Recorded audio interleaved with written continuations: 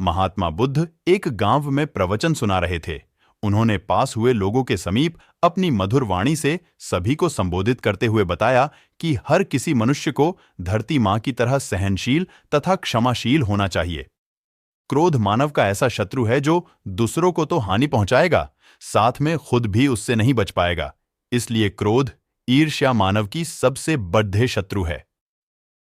सभा में सभी लोग शांति से उनकी बात को ध्यानपूर्वक सुन रहे थे। तभी वहां उस सभा में एक अति क्रोधी व्यक्ति भी उपस्थित था। वह पहले तो उनकी बात सुनता रहा, फिर वह अचानक महात्मा जी से क्रोधित होकर बोला। बोलते समय उसका आंखें खून के समान लाल हो रही थीं। उसने बोला कि तुम ढोंगी हो, यहां बैठकर लोगों को बेवकूफ बना रहे हो। यह जो भी तुम कुछ कह रहे हो ना, इसको सचमुच करना बहुत मुश्किल है। समझे, तुम्हारी इन बातों का कोई मतलब नहीं है। ये सब बातें कोई मायने नहीं रखती। असल जिंदगी में कहानी सुनाना बंद करो, धूर्त महात्मा, और जहां से आए हो वहीं चले जाओ। ऐसे कठोर वचन सुनकर भी महात्मा जी ने उस क्रोधी पुरुष का कोई विरोध नहीं किया और न ही उसकी बातों पर कोई भी प्रतिक्रिया दी। वह शांत रहे और अपना काम करते रहे। जिससे वह पुरुष और भी क्रोधित हो गया। उसकी समझ नहीं आया वह क्या करे। तब उस पुरुष ने महात्मा जी के मुंह पर थूक कर चला गया।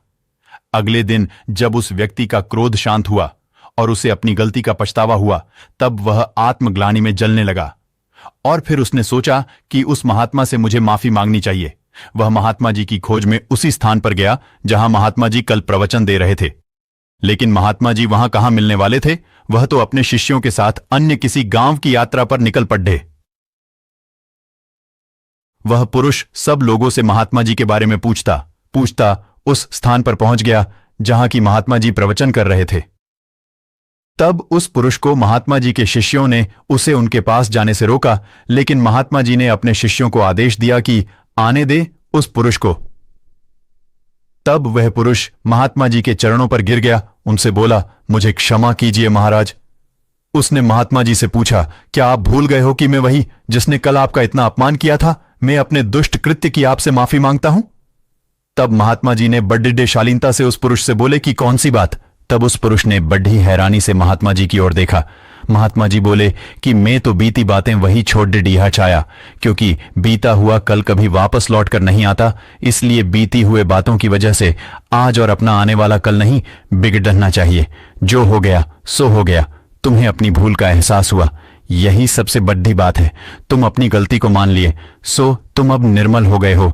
इसलिए कोई भी ग्लानि अपने मन में नहीं रखो। अपने आने वाले कल के बारे में विचार करो और उसे सुधारने का प्रयास करो। महात्मा जी की बात सुनकर उस पुरुष के मन का भार हल्का हो गया और उसने महात्मा जी के चरणों को पकड़ ढाकर कहा, आज से मैं अपने क्रोध का त्याग करता हूं और धैर्यवान और क्षमाशील होने का प्राण आज से लेता हूं। निष्कर्ष।